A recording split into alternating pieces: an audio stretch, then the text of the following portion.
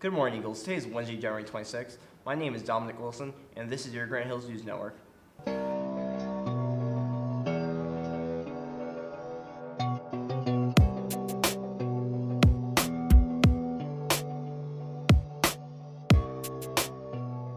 Attention seniors, on Thursday, January 27th, Cherished Memories Photography will be on campus taking senior pictures. Seniors who have not taken their senior photos will go to the library dressed formally to take their headshots. If you want your picture taken, you must register for an open time slot or semi-formal attire on campus and report to the library at your registered time. After your picture is taken, you'll need to head back to class. If you have any questions, please see Mr. B in room 60. Hey, good morning, Granite Hills. It's me, Mr. Tuttle again, long time no see. I'm here to tell you about 2 elective classes that you might want to take at this school. And it's that time of year where we're signing up for classes for next year. And when I say we, I mean you. And so this is going to be for anyone who might be an 11th or 12th grader next year. I'm going to tell you briefly about these 2 electives that you could take at Granite Hills. I happen to teach both of them, and they are electives, but then they're also they also count as science classes if you might want another year of science. But they're both entertaining classes, and I'm just going to keep it real brief. But one of the classes I teach is oceanography, and so this is the 3rd or 4th year class you can take in science, and we learn shockingly about the ocean. Anything you can imagine related to the ocean: dolphins, waves, surfing, coral reefs, climate change, fishing, etc. And then the other class that I teach is about the environment. It's an IB class, IB Environmental we call it, or IB ESS. The cool thing about this class, we go outside a lot, if that's something that's interesting to you, and it being an IB class, you get an extra GPA bump, so it'll help your GPA. And then if you're a kid that's interested in taking one of those AP or IB tests at the end of the year, with possibly earning college credit as a good thing, that's a possibility for you too. So we got a couple quotes here. These 2 students, Cole and Nora, said this is the best class at Granite Hills, this IB environmental class, so think about it. But then this student, Destiny from the past, said oceanography is the best class. So ask your friends about it, or if you have any questions for me, come by room 185. I would love to see you in either of my classes. I highly recommend both of them. We do a lot of talking and going outside, and should relate to your life. So think about it for next year's electives, and thanks for listening. Back to you in the studio.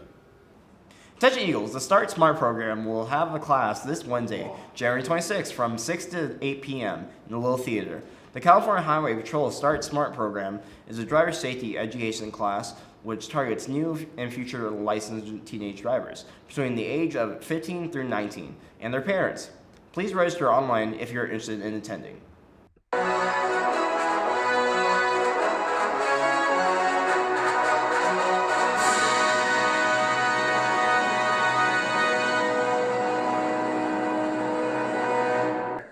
Orchestra is really cool. I could try to explain it to you, but I think the best way to understand a string group is to hear one. What do you guys say we play something for Addie? Let's do it. Yeah.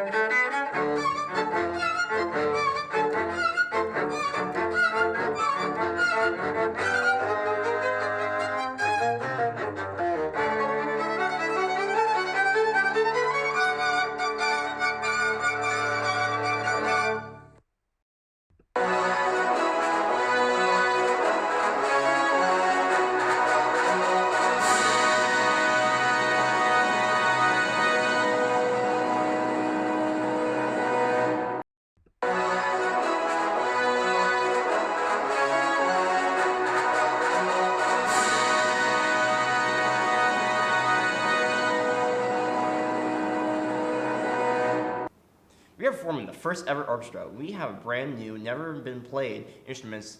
Informational meeting is tomorrow during lunch. You will have a chance to try them out.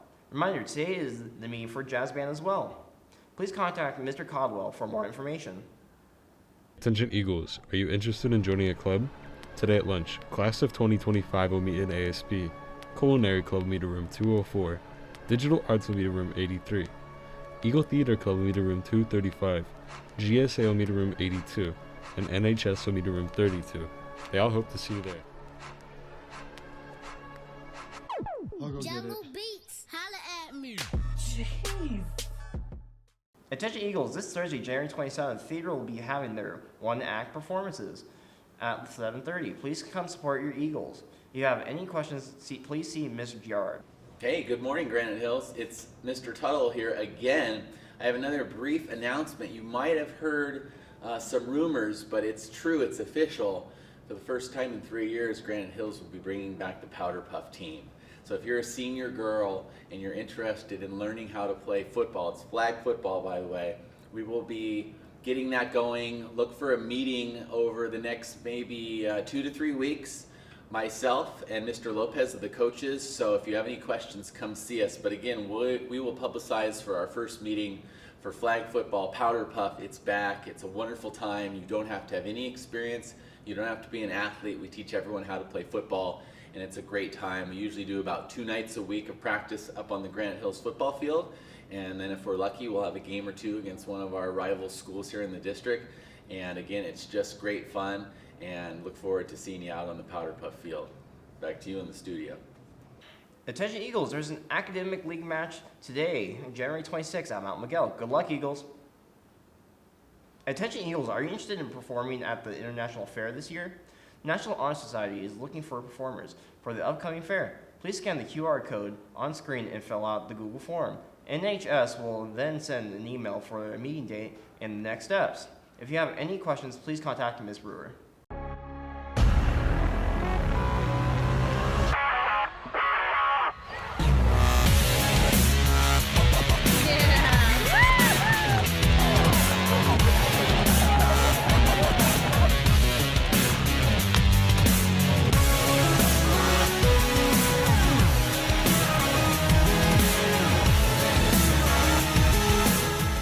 Hi, I'm Dylan. And I'm Cargill.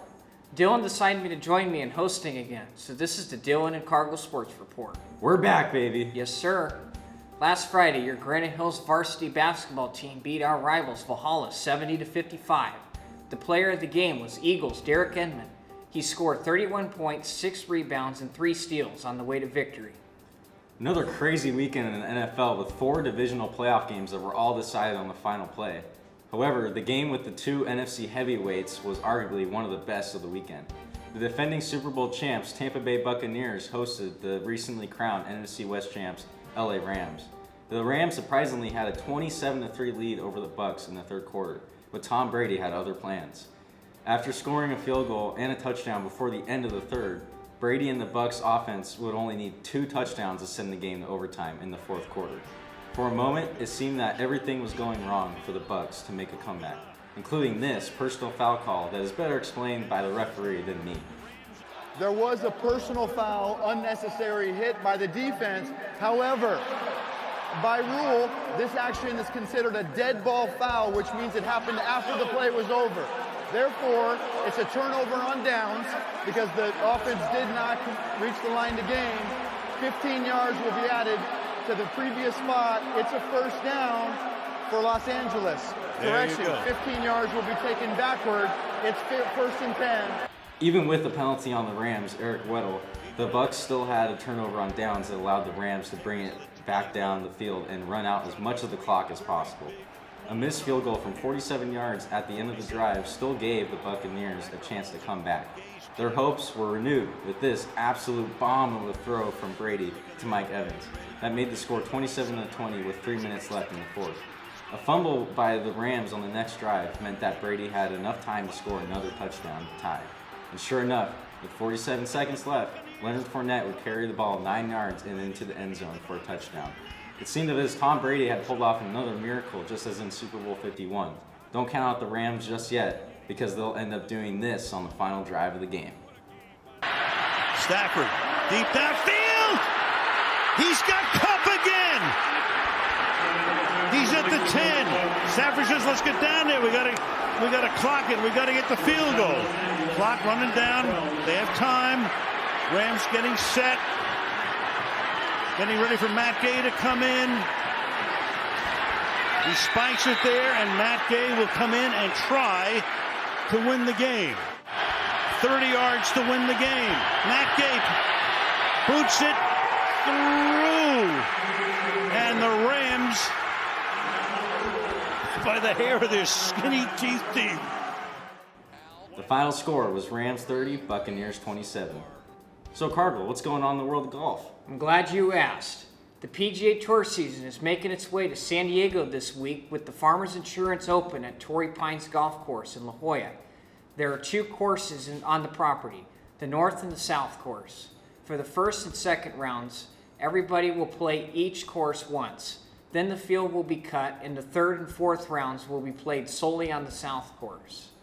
Notable players in the field include last year's winner of the event, Patrick Reed, the winner of this event in 2019 and former world number one Justin Rose, last year's Players Champion Justin Thomas, and major champions Bryson DeChambeau, who is changing the game of golf with his length, his arch nemesis Brooks Koepka, and Jordan Spieth.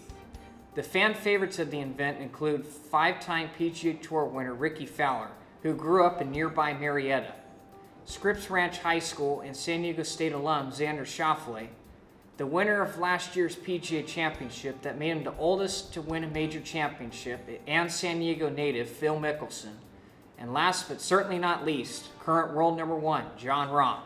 He won the U.S. Open last year that was played on the South Course and is the betting favorite to win the event. Good luck to all, and see you at Torrey. That's all we have for today on the Dylan and Cardinal Sports Report.